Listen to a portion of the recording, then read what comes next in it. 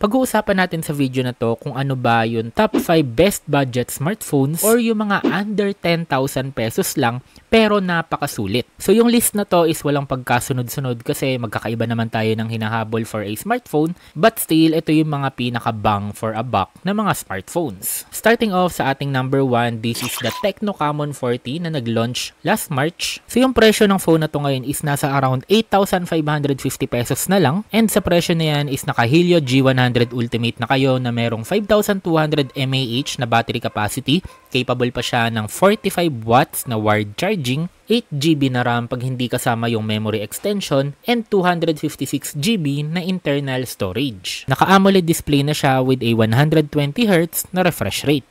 Ang sulit pa dito is yung kanyang camera since meron na siyang 50 megapixel with OIS, and meron din siyang 8 megapixel na ultra-wide at 32 megapixel pa na selfie camera. Pagdating naman sa tibay niya, meron siyang IP66 rating, dust and tight water resistant, and Pandaking glass para sa kanyang front protection. Next naman natin, number 2 is the itel Super 26 Ultra. So napakahaba ng pangalan niya, Ultra na Super pa. So yung phone na to is nagkakahalaga ngayon ng 8,010. So nagkabutal pa kayo ng 10 piso, no? Available siya in blue, white, and pink gold. Pagdating sa processor is naka Unisoc T7300 siya, na I think mas better ng konti lang sa Helio G200, and kaya niyang umabot ng up to 600,000 points sa Antutu benchmark. So naging available lang siya I think last month. So meron siya ditong 8GB na RAM, so wag na nating bilangin yung memory extension ulit, 256GB na internal storage, 144Hz na curved AMOLED display, 6,000 mAh battery capacity na merong IP65 rating. So ibig sabihin drop resistant siya up to 1.5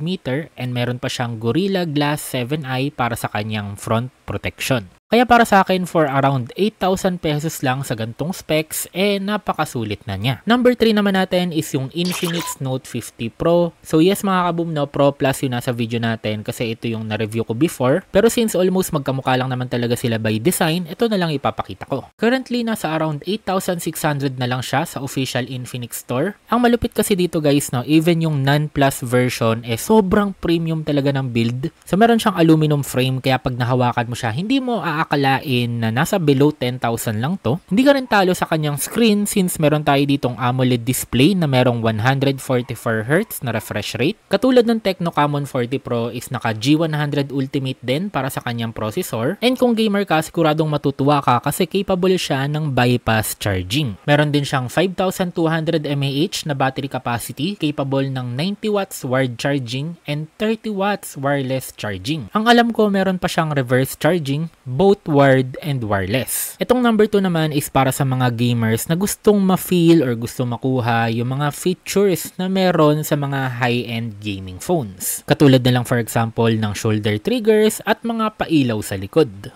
So ito guys, yung Nubia Neo 3 na currently nasa around 6,000 pesos lang, and para sa akin sobrang steal na niya. And may mga ibang promo, nasa around 5,500 pa siya. Ito guys, talagang steal na siya. So available siya in color black, cyber silver, and titanium gold na para sa akin ito yung pinaka-pogi, no? So meron siyang Unisoc T8300 na chipset na may 6,000 mAh na battery capacity na capable ng 33 watts na wired charging. Yun nga lang mga kaboom, no, even though mukha talaga siyang gaming phone, mas powerful pa rin yung ibang phones na pinapakita ko sa inyo dito sa list. Kasi ang pinaka-ino-offer talaga nitong Nubia Neo 3 is yung experience na matry nyo yung mga features ng mga high-end gaming phones. But still, for 6,000 pesos, makakakuha ka na ng gantong klaseng gaming features. Hindi ko maitatangging sulit pa rin talaga. And para sa ating number 5, pasensya na kayo guys kasi mag-a-above lang tayo ng konti sa limit na 10,000 pesos. Ito guys, yung Poco X7 Pro. Ang hirap kasi guys na hindi siya isama sa list, lalo na magdadagdag lang kayo ng 1,300 pesos,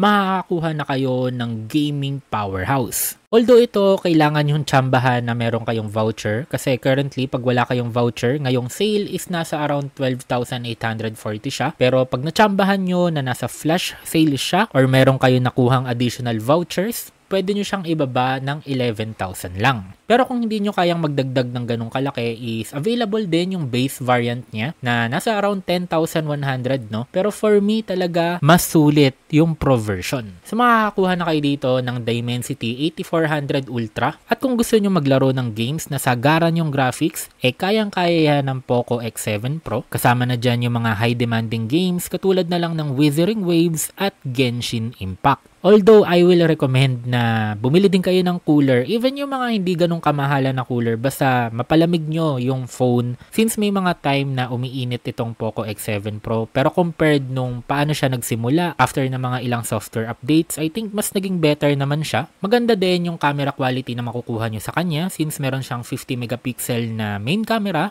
8 megapixel na ultra-wide, capable siya ng 4K at 60 FPS para sa kanyang video quality, and meron siyang 20 megapixel na selfie camera. Meron siyang 6,000 mAh na battery capacity na capable ng 90 watts na wired charging. Yun nga lang, wala siyang bypass charging. AMOLED na rin yung kanyang display with 120Hz refresh rate. So yun lang guys para sa ating top 5 best entry-level smartphones ngayong 2025. Agree ba kayo sa list natin or may sarili ba kayong opinion? Or isa ba sa nabanggit ko currently yun yung ginagamit mo na phone? Comment your thoughts down below para pag-usapan natin.